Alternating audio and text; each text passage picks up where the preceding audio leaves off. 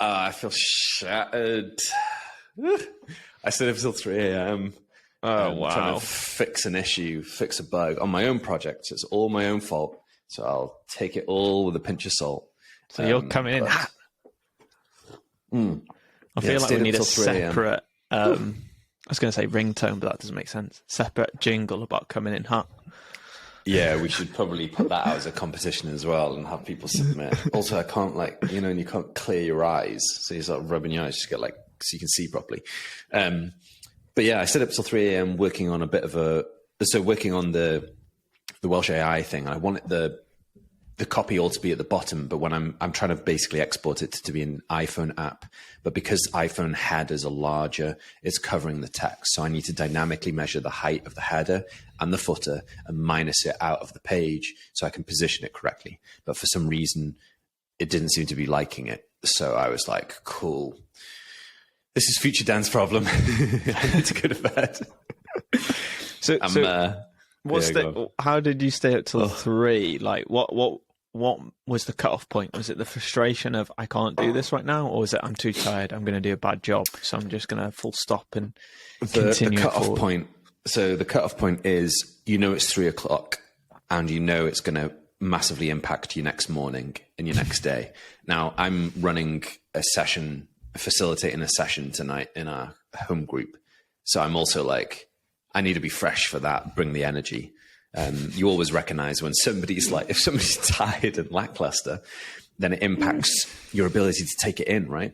Even with people watching the podcast, I'm sure that the days that we're more energetic and more on it, intense with some sort of pos vibes, chances are it's more infectious rather than hey, so I went to bed at 3 a.m. and low energy. It kind of if you come into the room, you affect people, right, with that energy. So yeah, it was the cutoff point, and also that I wasn't getting the more that I was trying, I wasn't necessarily getting into a better place. So I was like, cool, need a fresh head, come back to it later, and it's 3 a.m. So yeah, it's one of those things, and it's only because at 11 o'clock or 11:30 or midnight, your brain is you're really inspired right now, aren't you?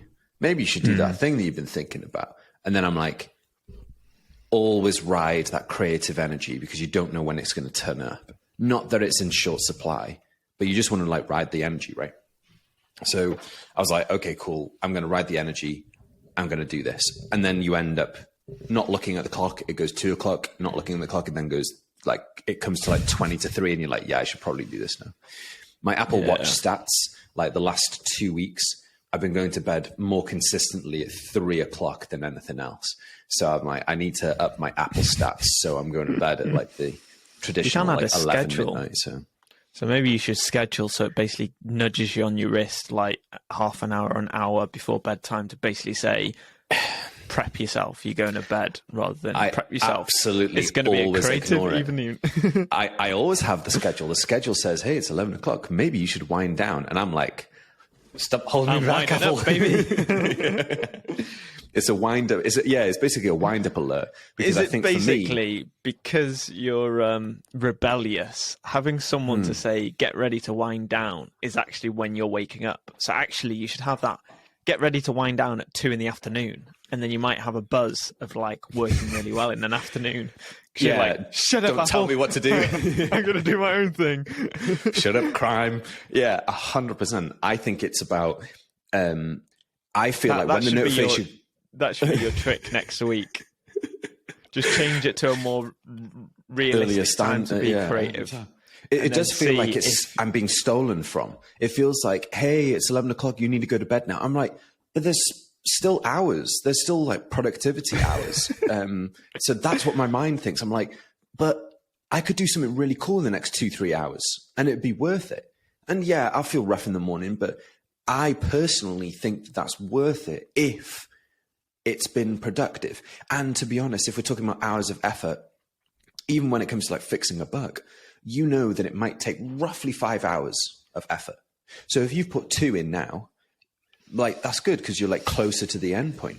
I know it might be like, oh, 2 bad hours is, nowhere near 1 good hour and all that stuff. But I'm like, yeah, it is what it is. I'm definitely a night owl naturally. And all it would be is like shift my time. I'm not a 9 to 5 person, really. I would much prefer to be like getting up later and staying up later, I think. I think my really. body clock is a 8 till 12, maybe 8 till 11 work. And then probably like 11 a.m., right? 4 till 11. Well, that's it. Like, I think what we've not realized is conformity to the 9 to 5, to the 9 till 3 when you're in school. I don't think that, like, factually, that's not everybody. And what we're trying to do is like claim that that is everybody. Already, there's been trials of doing the 4-hour work week. Sorry, not 4-hour. 4-day work week, lol. And already they've seen a difference in retention, people kind of like taking time off or like feeling burnt out and so forth. So it's already having a positive impact. And it doesn't look like it's necessarily having a negative impact on income. It's kind of like, I think there's definitely room to experiment more with people's uniqueness, especially because you can work with somebody across the globe. So, well, I always work with people in the States, or, you have chats with people in Singapore, or you have chats with people in Europe or whatever. Like, to think that you can't do it at those times and those hours is just like, maybe you're missing out on a potential, right? So trialing stuff out, is well worth it, because there might be a better iteration that you just have never experienced, never tested with. But anyway, today I wanted to talk about mindset. I'm not sure about. I went to bed at, I think it's 1:45, and I was like, I need to stop watching this F1 series on Netflix. Oh yeah, I know an alarm is going off at 6 a.m. Yeah, for sure. It's like the dreaded thing, right? Yeah. So you've obviously been watching the F1 documentary on Netflix and also the golf documentary. You have watched the basketball documentary, right, with Michael Jordan. And the football ones. I always like the coaching ones, even the American football ones, when it's like Nothing to Lose ones. I think they're called Nothing to Lose on Amazon. Like, I've been watching loads of them. Most recent, I also watched the tennis one. There's a real clear pattern, specifically with the individual sports, around mindset. The tennis one and the golf one are really fascinating. Now, I've started to play squash again, and doing it mainly for sport, because I don't do much sport at all. I'm more so at my computer than in a gym or anything like that. So in doing that, I've realized Jack, my mate that I'm playing with, he used to be like, what's it called when you do like 5 sports all in one? Nonetheless, an athlete, right? Like a triathlon or something. Yeah. It's called something else, because tri is 3. So for pentathlon? Tri plus 2 athlon? Yeah, tri plus 2 athlon. I think it's pentathlon. And basically, his mindset is super fascinating, which I think is the same as you. So we will come to your mindset in a second, especially being like hockey and stuff in sport. There's a real clear mindset of determination, of focus. There's also a clear mindset of like, I'm not good enough. Like, once you start losing, it's like, I don't want to be here. So the power of the mind, to control your mind, is so important. Like, there was a line in the golfing one. Broadly speaking, it's mechanical. So the physical aspect of golf is mechanical, and you can perfect that. But the differentiator is the mindset. So again, the mindset, what we're saying when we say that word, is like your inner mind, your inner thoughts and what you're thinking and what you're feeling as you are losing, as you are winning, when things are going well, when things are going badly, like generally speaking, when you come up to approach a competition and stuff. So I'm like thirsty to kind of refine my mindset to adapt my squash game to win more often because I'm thinking strategically rather than just like playing and like mistakes are happening on my side or mistakes are happening on his side for me to win points. So like, talk to me about your mindsets and some of your observations around, team sport versus individual sport. Because I definitely think I want my children to do individual sports to gear mindset and take that mindset from sport and apply it to business and apply it to life. And go. Don't know where to start. I think it's just, I think they're two different type of ball games. I think if you're a control freak, I think doing your own sport massively helps. Yeah. But from a perspective of if you ever feel alone or the pressure gets to you because you feel like it's all on your shoulders, being in a team environment massively helps. And I've sort of done a bit of both because I used to do a lot of athletics type stuff for school, but then I'd always used to play football or hockey in more outside of school. So I'd do all the winnings and the awards, and you know exactly where you went wrong or where you were right on, like, let's say doing like a 400-meter race, you know when you actually should have pushed yourself or when you let the race go. So it's more, I would say, a clear-cut analytics more so, rather than from a place of, I find it funny how we say mindset, but actually I think there's a lot with the emotional element to it. And I think it's like when your team loses their head, but you're still playing well, or like you think you can grind out a result like a draw or a win if you just play consistent, but everyone else has lost it. And it goes one of two ways. You either get the next goal and then go on a run, and then the sort of ebb and flow of the game goes in your favor, or you just crumble under the pressure and then concede loads of goals, and then a close game could be like getting thrashed. Yeah, which is basically like, and when you say losing the head, it broadly is around focus, right? And determination. Focus to be like, not make silly mistakes and give the ball away, but then determinations to score goals if you're behind and score goals if you're ahead, really, right? Determination to stay ahead or to catch up and go beyond, right? And I guess it's belief in your own, that you trust your system, that you've put in enough hours to work out or to train to, if you just consistently have a go at the goal, you're more likely going to score than not.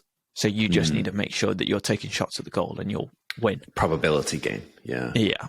My Jack, my mate, he basically has a mindset that is like, he wants to be utterly certain that he has trained harder than you. So when it comes to like the normal day-to-day prior to the event of competition, he always wants to get up and do his training because he knows that one day that he doesn't do it could be the one day that Dan does do it. And therefore he's not trained as much as me. So he doesn't have certainty that he's trained more than kind of thing than the other person. So I'm fascinated with that mindset, because what if someone doesn't train as well as you and they win? Are you more like, I gave it my all, I'm okay with it, it's more of a justification with your self-performance? Or are you even more furious because it's like you've studied for an exam, but your friend didn't, and they've got a better mark, so you're really angry and don't understand? I'm fascinated in that world. It's all dependent on how they won. So, for example, if they won in a fluke way, right, where it was you were giving, or like I was giving away points, or they were getting fluky shots and they won, then there would be a sense of frustration, right? Because really the secondary narrative is also, he also wants to know that the competition is at their best. So in some ways, if I'm like, oh, I'm tired or whatever, beating me is not the best iteration because I'm not at my best. The most satisfaction kind of win for him is like, he knows that he's trained more than me and that I'm at my absolute peak and he still wins. So if I'm fluking and like, he's like losing shots, for example, that would be like more so frustrating because it wasn't necessarily the best of game. But I think if it's a categorical best game, I was absolutely my best and I beat him because, let's say for argument's sake, there was a sense that I trained more or spent more hours right? Then there's an absolute self-reflection of how do I beat him next time? What can I improve? And what's really interesting is that it's so like, so self-reflective of his own ability and the enjoyment of the analytical side of like, okay, cool. So I am giving it my all, but I noticed I was like, when he's serving, he's basically serving it over my head and I'm not able to attack. So if I can perfect attacking the ball, because as soon as it goes over my head, my backhand's not good enough to get out of the corner or whatever it is. So it then jumps into like analytics, really, to kind of like understand that, cool, so long as I know that this person was at their best, then that's okay. Then it goes into like a how do I improve mindset, which I think is incredibly fascinating. And I would say that person is a killer salesperson. So this is why I said, like, take those mindsets and kind of apply them to business. So yeah, like really, really fascinating. So I would say it's that kind of stuff. But because how do you deal with like losses? It varies. If they happen, yeah. if they were genuinely the better team, I'm happily put my hands up and be like, it was their day, it wasn't mine. Yeah. To some extent, that's the easiest route. If it was a close game, I'd be frustrated because I'll either know why we lost it. Being in a team sport, it'll either be a group of people, defense, midfield, attack, or myself, or whatever. But I was speaking to Dan last night about team sports and how I've done a course on triggers and how now watching sports games and watching this Formula One and golf and seeing people slightly lose, it's like I totally understand how it's like you've got a flaming ball of anger just in you that you, to some extent, you need to let out somehow, but in a safe manner.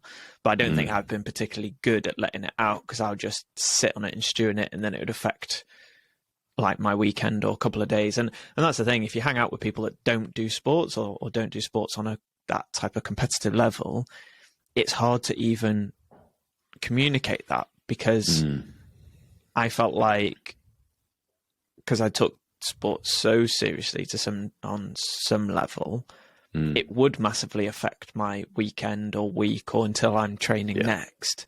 But other people are like, oh, just take it easy, it's fine. And I was like, I don't get that mindset always, because I'm either I have a laugh and take it easy and do it more socially, or I take it seriously. I can't sort of flip-flop in between both. I have to sort of pick a lane and keep at it.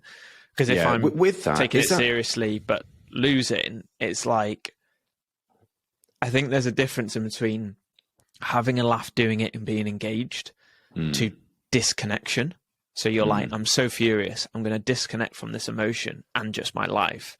So then I don't feel the pain. And I think that's the route that I did probably with my lack of maturity and mindset and emotions that I'm trying to learn now. So. Yeah, but is there an aspect of identity, though, in the sense that somebody may or may not identify as an athlete, a sports person, as a hockey player? So if we just zone in on you, you might identify as a hockey player, and that's your primary identity in your social circles, in your family, and whatever. So when that is the case, it's harder then to be beaten in a way that you had no control, right? Because it's team sport. So you technically have no control over that, really, because you have 10 other guys, 10 other people, because you play mix, 10 other people that you have to like instill, that have to have the same mindset, the same kind of like ambition to win. So is it because there's an identity aspect to this, which then means that it's hard to step in and out of the impact of losing when you should have won, because like you are higher quality and actually it's just an aspect of the team that lost focus, or that you yourself lost focus, or you yourself, didn't train in the week as hard, or you yourself didn't sleep very well last night, So what was your question from that? Is it because of your identity? That's fine. I'm not sure, but potentially, because I was not particularly great at school, so my parents, encouraged me to do sport. So in my weakness and feeling like I was useless, actually sports made me feel like, oh, there's something that I'm actually genuinely good at. So then you sort of want to keep on top of that, because I think being dyslexic, you sort of know you're always handicapped from a reading, writing, academic point of view, that you might never be able to, if it's a race, might never be able to catch up with people that don't have dyslexia. So then you're like, okay, then I'll just pour energy into just sports and just do it all the time. And I think that's the thing, is when you're a kid, there's so much opportunity to do it loads and have a go at it, which was great. But then when you get older, you sort of feel like, okay, I've done everything I can around here. How can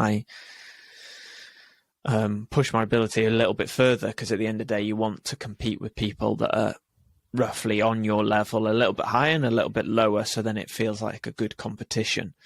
And then you want to go higher again and higher again, because there's no point playing someone they're a pro and you're a 10-year-old and they'll just thrash you because there's no competition in that. But equally, it's the other way around. You don't want to play a 10-year-old and you're at your best game, because then again, there's no competition. Obviously, it's a bit different if you're playing with a son or nephew and you're doing it for more a bonding experience over like a competitive experience. I think to add as well, sometimes we're scared. Maybe I'll speak up for myself. I might be scared of feeling sadness and disappointment that I tried and it wasn't good enough. Therefore, I will always in my mind just think, I'm having fun, I'm having fun, I'm having fun. So there is no disappointment, right, when I lose.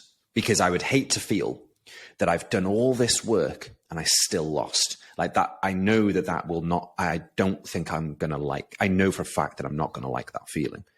And I don't want to create a situation where that's the case. So I train 5 days a week or 4 days a week or whatever in preparation for this game. But I'm also recognizing that it's okay to feel these highs and lows so long as it's in the right frame, right? That I'm then not going out and, punching through a window or whatever. So like, how can I try a little bit harder and focus a little bit more, be a little bit more strategic?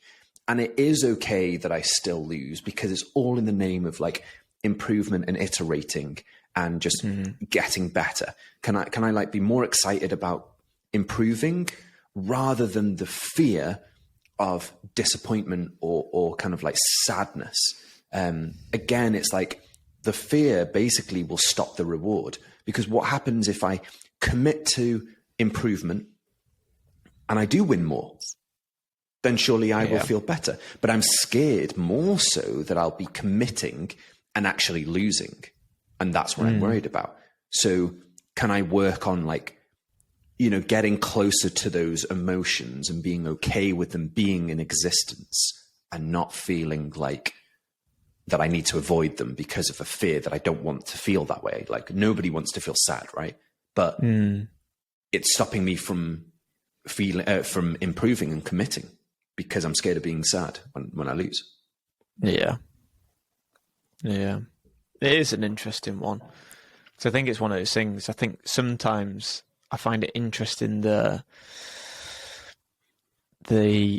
F1/golf players that are from a more privileged background of finances. All they say is, you just need to work hard and you can get here.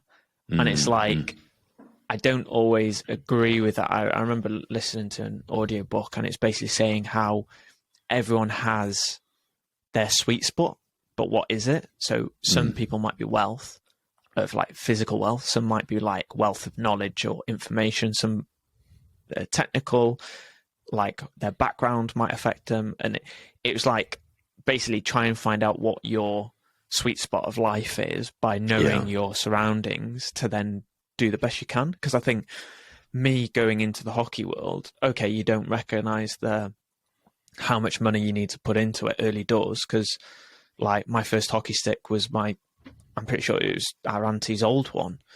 But that I was just using that was probably way out of date until you can afford one. And that's the thing is, you can normally get one as a kid because everyone wants to help kids and it's easy and it's cheap because you just walk to your local club. But then as you slowly get older and realizing, oh, there's a cost to the travel, the kit, the gear, the more you play, the more you rinse through stuff. Actually, you might be working hard at your hockey, but you also have to work hard at your job to make sure it's paying for your hockey. Yeah. So I find that, what's the word? I find it quite bitter when people say it's just hard work and that is it, because I know how much hard work I've put at something and it's still not quite worked out because I've had to juggle my hard work in different areas. And I guess it's like, yeah, if I could solely focus on hockey and everything was paid for, fair enough, I probably would be able to do it, because you're not focusing on X, Y, Z of, oh, you have to pay for something or you have to fix your car to then get to, or whatever that may be. And that's what's interesting with the Formula One is you see the more politics and if they're having a bad life behind doors, it can affect their playing like in front of the camera or whatever. So yeah. And I think everybody overlooks there's two things from what you said. One, I've actually come to realize that mindset is a privilege. The way that you think, the uniqueness of how you think is a privilege, because not everybody thinks in that way, right?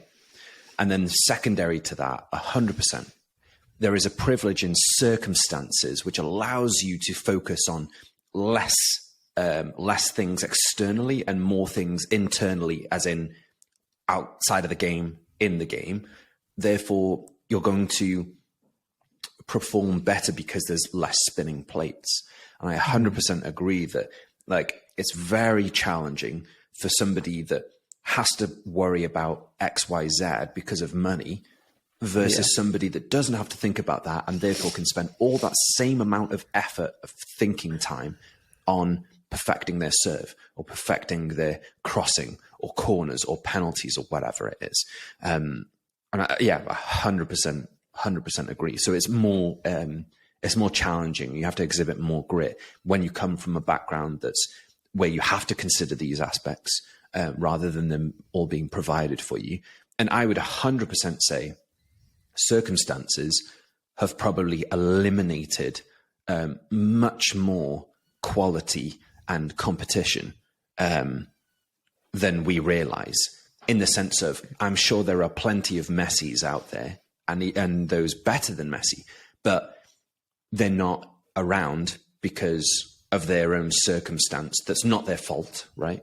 Their circumstances that they're in, which means that they can't get to it. And I always like when there are programs to bring down the bar, so it's not like a monetary entry requirement to be good or not good at something. And I think that can happen with lots of sports. Formula One is a massive like financial burden because you basically start off by go-karting, and to pay for your own go-kart and do go-karting every weekend financially is just probably ridiculous. So it is very difficult. Plus, I think to do. One thing I find fascinating with the Formula One stuff, because I know one of the guys was like, I was able to make this team because I basically brought a sponsor with me. It's like, I've noticed with football, even at a local level, if you go on their website, a lot of the time each individual player is sponsored. Yeah. But from like a hockey stance, you're not really sponsored until like you've like pro, basically, maybe semi-pro. You might be sponsored by a sort of a hockey stick firm, but a lot of the time it's just you get one free stick or you get 50% off or something, and a stick might cost 200 quid. But I always find it fascinating going, I wonder if each sport sort of looked left and right to different sports to be like, how do you help, let's say, the local hockey team? Is it worth getting them individual sponsors? Because okay, I know that people watch football, but you will have people watching hockey as well. Slash, you might get more money for your value or whatever with the different types of people watching.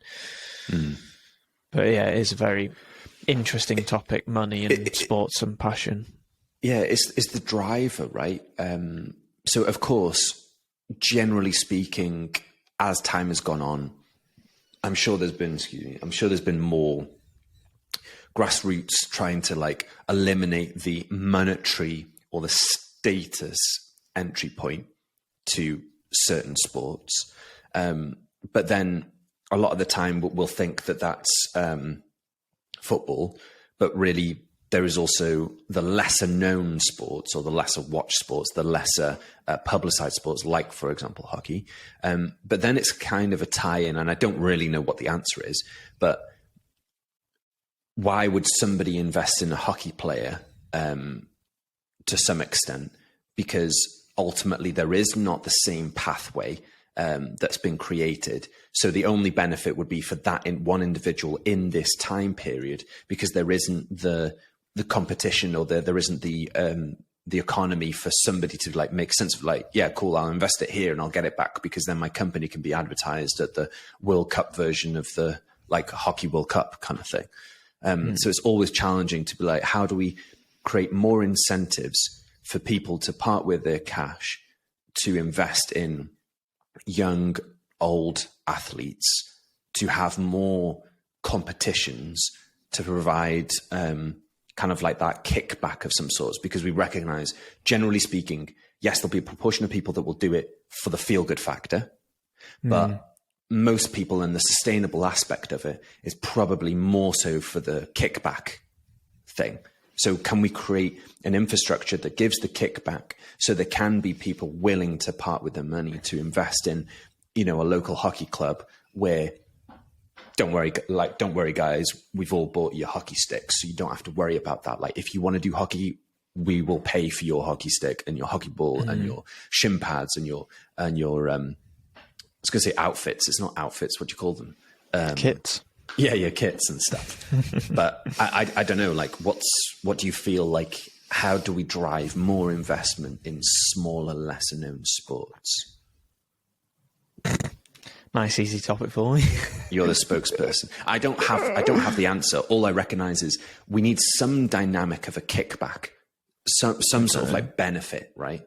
I think two things pop to mind. I don't know if this links directly or slightly indirectly, and I'll be coming for you for the second point about the talents of the thing that you shared with me the other day. But even just 2 days ago, I had a chat with an agency based in London / South Africa.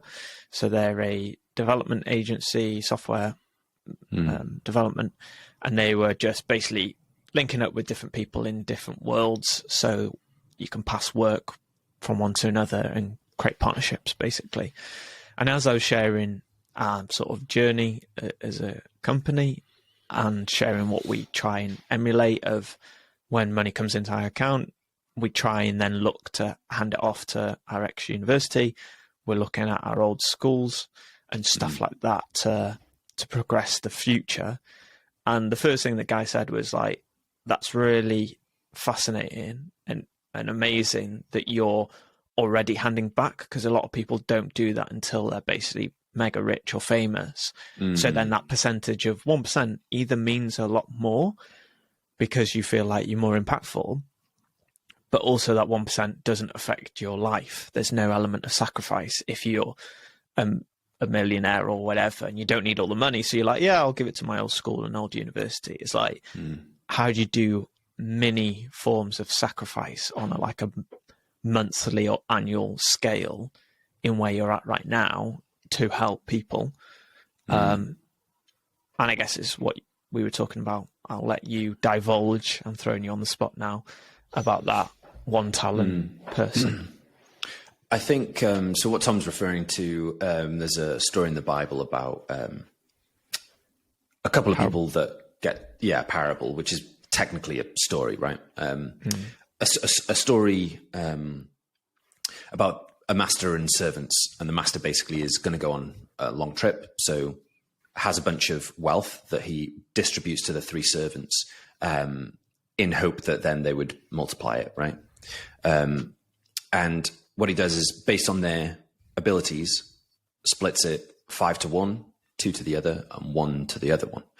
And what I would say is then the people go away. The one with 5 doubles it. The one with 2 doubles it. The one with 1 basically gets scared and buries it. And the master comes back, says, well done, the guy that multiplied it. Awesome. Here's the reward, basically access to me. Number 2, well done. Here's the reward, exactly same treatment. And then the third one is like, oh, what an idiot. Why have you done that? You could have given it to a bank, because a bank would have even given more money on back. And I think when it comes back to talking about based on abilities, broadly speaking, the Bible talks a lot about rich people and poor people. And those are attributed to characteristics. Poor people like the characteristics of a poor person is humble, and the characteristics of a rich person is pride or arrogance. And how that those two play very differently when you realize what's been given to you. So, for example, the first 2 people are more likely going to be humble because they recognize, firstly, it's come the resources to multiply have come from someone, aka the master. And then they're excited to report back, hey, I have multiplied this stuff. So they've also got a good perspective of the master, right? Whereas the third person might be a little bit more prideful, might kind of want no public record of it because he didn't take it to the bank. So did he want to switch from being a manager of the money to be an owner of the money and hope that the boss never came back, right? So I think the dynamic nature of where did all this resource come from to begin with that enables you to do what you do.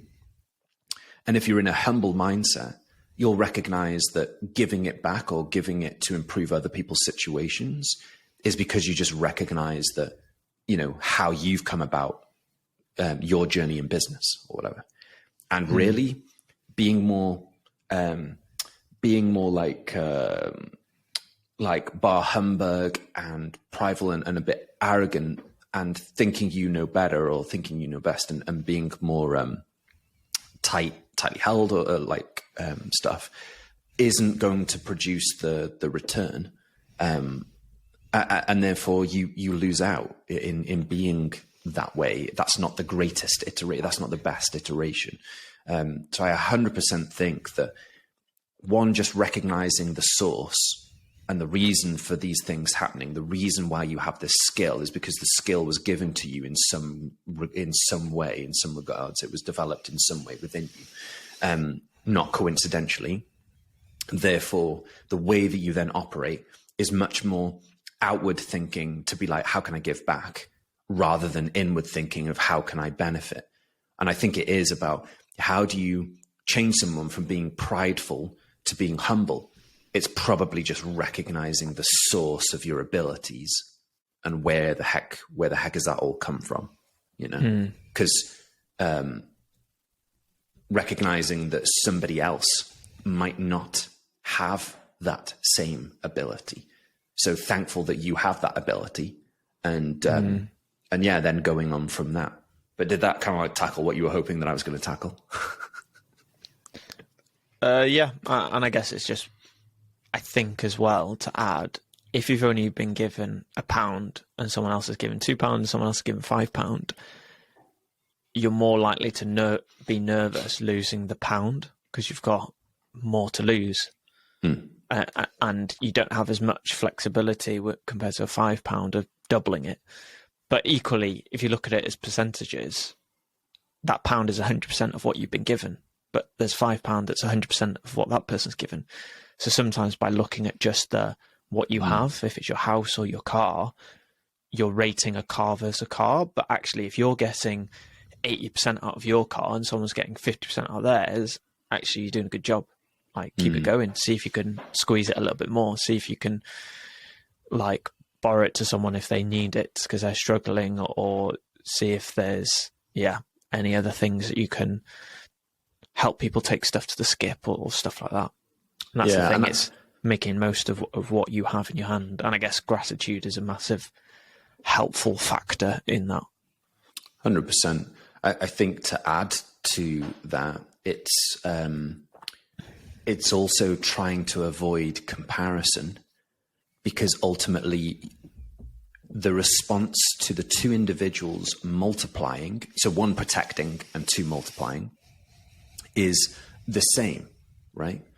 So it doesn't matter that it was multiplied by nth degree. It doesn't matter the result in a monetary term. It matters the characteristic, right? It was protecting and multiplying, aka productivity. It doesn't matter the value of the productivity. It matters that there was productivity. And I think sometimes it's a case of how can you more so stay in your own lane and visualize your own lane as a matter of efficiency over inefficiency and productivity over lack of or inaction or, staying the same, to be able to then generate a better output. Because again, comparison is absolutely a killer. Yeah. So how can you avoid comparison and just focus on, hey, look, in this story here, it didn't matter the amount that they had multiplied. It just mattered that they had multiplied, right? Had more than they were given, like used it. That's because they used it. So are you using it really? Yeah. We've not done that Walsh bit. We've already, 30 minutes already in? clocked up. Yeah, we've already 41 minutes. Time. Well, I think the kind of conclusion really is like going back to mindset and stuff. And I've got thinking, a funny story to conclude on, or funny-ish. It was go on then. social media that I was watching this morning, and it was a guy basically saying, I look at everyone that is... Oh, it was sort of like, I look at everyone, and anyone that doesn't own a Lamborghini, I don't understand why, because I find it so easy that you can get a Lamborghini.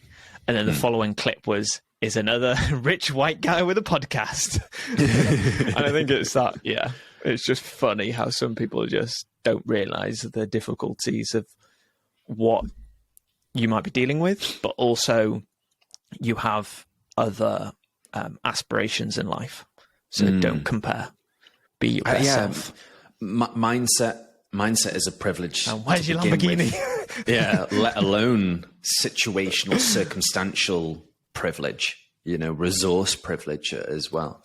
And I think despite those things, can you get into a headspace where you're able to be, thankful and humble because you recognize, well, if you are stuck in a comparison thing, be thankful for what you do have, because you do have stuff. Like it's not that you were given nothing. You are talented. You do have gifts. And if you don't know what they are, ask people that are close to you to describe like 3 things about you that they like or whatever. And it'll tend to turn up. Like people forget that being able to encourage somebody is a gift, right? That like not everybody can do that well and effective. So sometimes it can be just even character traits are a gift, So mindset, do individual sports. If you don't do individual sports, get into individual sports, because that will refine mindset, and then apply that to life. It'd be very interesting. But if you can't afford stuff, then start at the base layer of like 5-a-side football or something that doesn't require like a racket or a hockey stick or something like that as well. Or borrow, Facebook Marketplace. I'm sure you'll be able to find a hockey stick or a golf club or something, right? Exactly. Or trade. Like you used to trade cards.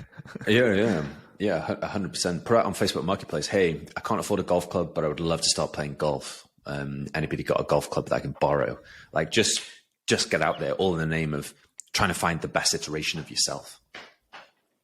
And on that note, if you stick around, we're going to speak about the BAFTAs, because I think I should say the BAFTA story in Welsh. I really want to figure out. I really want to figure out how to put English subtitles on this next bit, because I 100% recognize that people will drop off now, which I know that we're doing it selfishly to kind of like for our own personal kind of like just ticking over, because otherwise we'll lose it. But we want to carry you through the journey into the next bit. So at some point we'll have to figure out a way of subtitling that part or cutting it out and having it as a separate video. Or which you is what could I've say been we are recommended to do. subtitling it. It's subtitled on all the audio platforms. Yeah, we're just subtitling it just elsewhere. You're just not seeing it right now. But that would be like a really interesting thing if YouTube could automatically detect that we've switched language and therefore keep English subtitles, even though we've changed languages in what we're actually saying and doing. So, All right. Anyway, Time for our sponsor. Sponsor. Da chi wedi cael digon ar wneud yr un swydd dro ar ôl tro, bob dydd, bob blwyddyn. Da chi'n edrych am sialens newydd. Cerwch I weld jobin.cymru am swyddi newydd yng Nghymru. Oh, you doing? I thought you were going to go and action. No, this is my W for Welsh Wednesdays. Dod yn ôl. Oh yeah, mae o'n Cymraeg. Fedrwn ni ddim deud o mewn Cymraeg oherwydd dydy mercher ddim yn oddly hefo Cymraeg C a W. No, C a M. Although Daniel. Nes I edrych ar Serenity. Nes I edrych ar y cyfrifiadur mae'n deud wed, so am Wednesday. So dwi eisiau deud am y BAFTAs Cymraeg nos ddoe. Na, dydd llun, nos dydd llun, da ni bron dimarcher. Ddari Kim a cael wahoddiad I berfformio yn BAFTA ac oedd o'n event oedd yn celebrate, throw in if you know the Welsh word, to celebrate Gwahoddiad? Gwahoddiad is invitation, yeah. So gwahoddiad I celebratio pobl sydd wedi ennill BAFTAs sydd yn dod o Cymru o sydd wedi tyfu yn Cymru, tyfu fyny yn Cymru, neu hefo rhyw fath o connection hefo Cymru.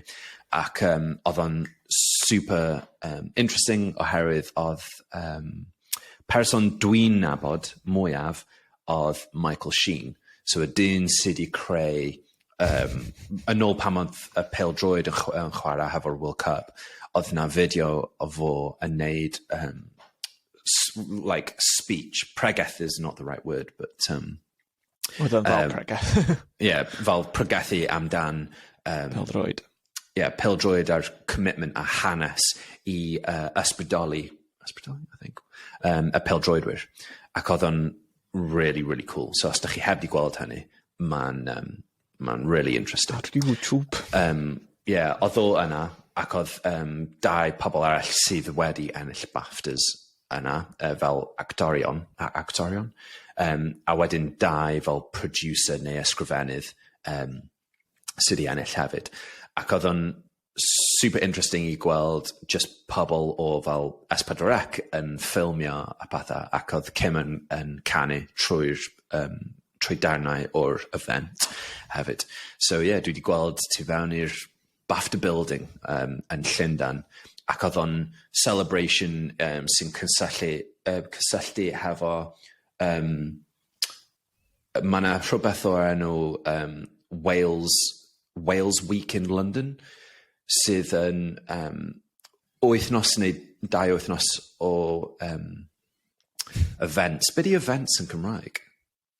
Pethau, dwi'n gwybod, ond events o gwmpas Mae Gymraeg heddiw yn dda iawn. Mae'n slipio. So events around hysbysebu Cymru a pethau da o Cymru. So mae yna caneuon, mae yna just networking a pethau. Dwi'n meddwl oherwydd dwi'n defnyddio geiriau sydd yn chydig mwy fel business kind of geiriau. So yeah, Ti heb wedi dysgu yn ysgol. Yeah, a wedyn mae yna gig yn mynd I digwydd fory, dwi'n meddwl. So mae yna organisation, cwmni o'r enw Anthem sydd yn rhoi ar gig o bandiau Cymraeg neu bandiau o Cymru. So da ni'n mynd I fynd I hynny, a mae Kim wedi cael wahoddiad hefyd I mynd I bwyta mewn stafell sydd yn Parliament, dwi'n meddwl. Hefo gyd o'r fel creme de la creme, Ffrangeg, no? Like, pobl, like the creme de la creme of like business a pobl o Cymru a pobl o Parliament, dwi'n meddwl, anyway. So mae hynny'n mynd I bod yn diddorol iawn. A maen nhw gyd yn digwydd oherwydd mae Kim yn neud mynd o nerth I nerth yn pethau mae hi'n neud hefo music hi sydd yn gwych I gwylio a mae'n honor I dilyn hefo hi neu like bod wrth ei ochr hi hefyd trwy pethau super diddorol sydd yn digwydd. So dyna'r stori am heddiw. Mae'n ddrwg gen I bod y Cymraeg di bod yn warthus heddiw. A dwi'm yn gwybod pam dwi'n cofio pethau fel warthus, ond dwi ddim yn cofio pethau fel digwyddiad. Yes! Ti'n cofio hwnna o ysgol? Probably because dych chi'n cofio pethau, dych chi'n o hyd yn cofio pobl sy'n deud drefn wrth chi. Ni'n cael rid of stigma I siarad yn y Gymraeg yn ddim yn dda. Oherwydd ni'n hoffi pobl trio. Dyna ni'n promotio. Ac ar y nodyn hynny, digwyddiad. Dwi'n meddwl, digwyddiad, event. Digwyddiad. Dyna fo. Isn't that like happening? Like something happened? Like a situation, probably, like digwyddiad. So, os ydych chi'n gwybod beth I event yn Gymraeg, teipiwch o ar-lein I dweud... Mynd I taid I gofyn. Mae ffôn fi, dwi'n defnyddio ffôn fi fel camera, so fedrai ddim gofyn I taid, ond efallai fedrai teipio fa yma. Mae gennau taid fyny, ond beth yw event yn...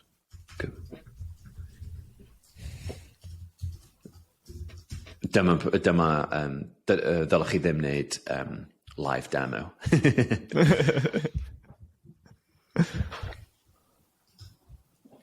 Mae taid yn meddwl. A dyma. A dydio heb di deall beth yn gofyn. Mae Gwyl Macbeth yn digwyddiad sy'n... efallai mae'n digwyddiad sy'n cael ei gynnal bob blwyddyn yng Nghymru. Mae'n cynnwys perfformiadau a ddrama gan William Shakespeare Macbeth yn y Gymraeg. Nes I gofyn cwestiwn beth yw event yn Gymraeg. Dach chi'n gwybod, wel, mae bugs bach yn y system. Mae taid yn hoffi Macbeth. Dyna pam nes I gafon taid. Mae'n gen y personoliaeth.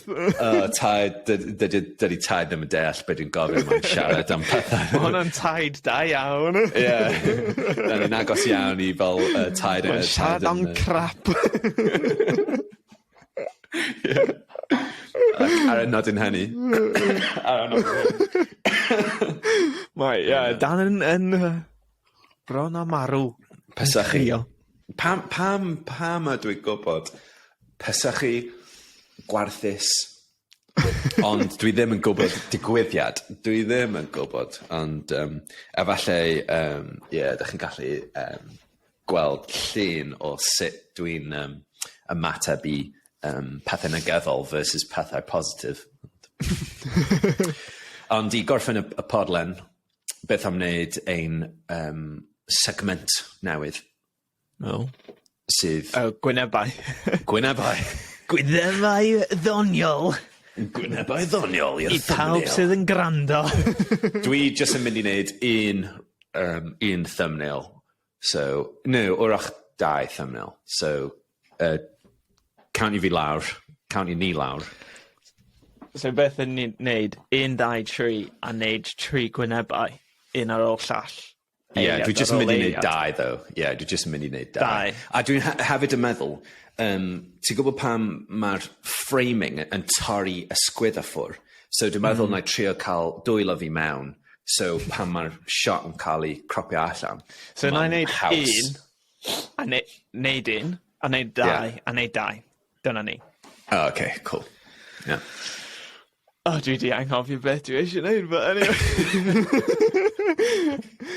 Un. 2. Da iawn. Oh, nes i ddim edrych ar y camera, so nid 2 eto. 2. Oh yeah, ar ongl hefyd. A dyna ni, diolch eto am aros tan yr eiliad olaf. Da ni'n hoff o eich Gwyliadau. company. Da ni hoff bod chi yma. Os da chi heb di hoffi, subscribio, neu dilyn, da ni'n thankful iawn o'ch amser, a gobeithio da ni di neu chi chwerthin heddiw. Tan tro nesa. Tyra am nawr.